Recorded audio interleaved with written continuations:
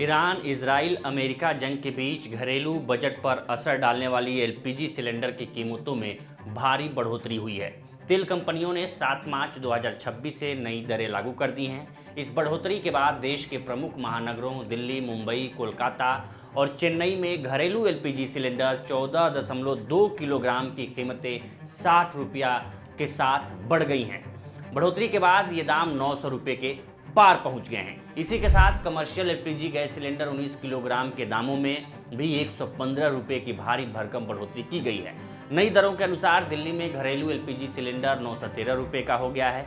मुंबई में इसकी कीमत 912 रुपये 50 पैसे हो गया है, जबकि कोलकाता में 939 रुपये प्रति सिलेंडर तय की गई है। वहीं चेन्नई में उपभोक्ताओं को 928 रुपये 50 पैसे चुकाने होंगे। उत्तर प्रदेश के नोएडा में भी एलपीजी सिलेंडर की कीमत दिल्ली के बराबर 913 रुपये बनी हुई है। इंडियन ऑयल की तरफ से जारी आंकड़ों के मुताबिक 14.2 किलोग्राम वाले गैर सब्सिडी एलपीजी सिलेंडर की कीमत में पिछली बार बढ़ोतरी 11 महीने पहले 8 अप्रैल 2025 को की गई थी।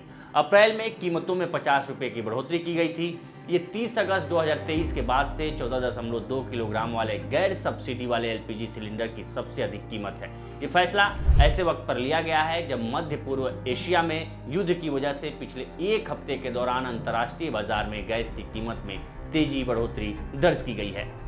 इसके साथ ही 19 किलोग्राम वाले कमर्शियल एलपीजी सिलेंडर की कीमत 114.50 रुपये प्रति सिलेंडर महंगी हो गई है।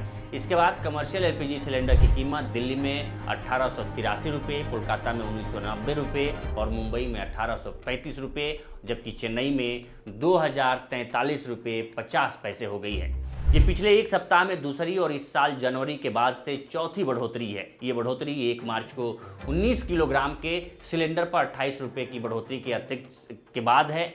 इस साल कमर्शियल एलपीजी सिलेंडर की दरों में 302 रुपये 50 पैसे की बढ़ोतरी हुई है। एलपीजी की कीमतों में बढ़ोतरी का सीधा असर आम उपभोक्ताओं की रसोई पर पड़ता है। विशेषज्ञों का कहना है कि राज्यवार टैक्स और वैट के कारण अलग अलग शहरों में एलपीजी सिलेंडर की कीमतों में अंतर देखने को मिलता है। देश में घरेलू एलपीजी की समस्या ना उत्पन्न हो जाए, इसके लिए सरकार ने तेल रिफाइनरियों को एलपीजी उत्पादन बढ़ाने का निर्देश देने के लिए एस्मा कानून के तहत आपातकालीन शक्तियों का इस्तेमाल किया है। इसका मकसद पश्चिम एशिया में बढ़ते संघर्ष के कारण संभावित व्यवधानों से निपटने के लिए घरेलू रसोई गैस की उपलब्धता बढ़ाना है। भारत की एलपीजी खपत वित्त वर्ष 2024-25 में 3.13 करोड़ टन थी, जिसमें से केवल 1.28 करोड़ टन का उत्पादन घरेलू स्तर पर किया गया था, जबकि बाकी का आयात किया गया था। भारत का 85 से 90% आयात सऊदी अरब जैसे देशों से आता है, जो आवाजाही के लिए महत्वपूर्ण हॉर्मुज जल मार्ग पर निर्भर है। पेट्रोलियम और प्राकृतिक गैस मंत्रालय ने 5 मार्च को जारी एक आदेश में सार्वजनिक और निजी क्षेत्र के सभी रिफाइनरियों से यह सुनिश्चित करने को कहा है कि उत्पादन के दौरान निकलने वाली प्रोपेन और ब्यूटेन गैस का अधिकतम उपयोग एलपीजी के उत्पादन में किया जाए। एलपीजी असल में प्रोपेन और ब्यूटेन गैसों का मिश्रण होता है और देश में इसका उपयोग मुख्य रूप से घरेलू रसोई गैस के रूप में किया जाता है। आवश्यक वस्तु अधिनियम 1955 यानी एस्मा के तहत जारी इस आदेश में तेल रिफाइनरियों से कहा गया है कि वे उत्पादित एलपीजी को केवल 3 सार्वजनिक तेल विपणन कंपनियों इंडियन ऑयल, भारत पेट्रोलियम और हिंदुस्तान पेट्रोलियम को ही उपलब्ध कराएं। इसके साथ ही सरकार ने रिफाइनरियों को प्रोपेन और ब्यूटेन का उपयोग पेट्रोकेमिकल उत्पादन बनाने में करने से रोक दिया है।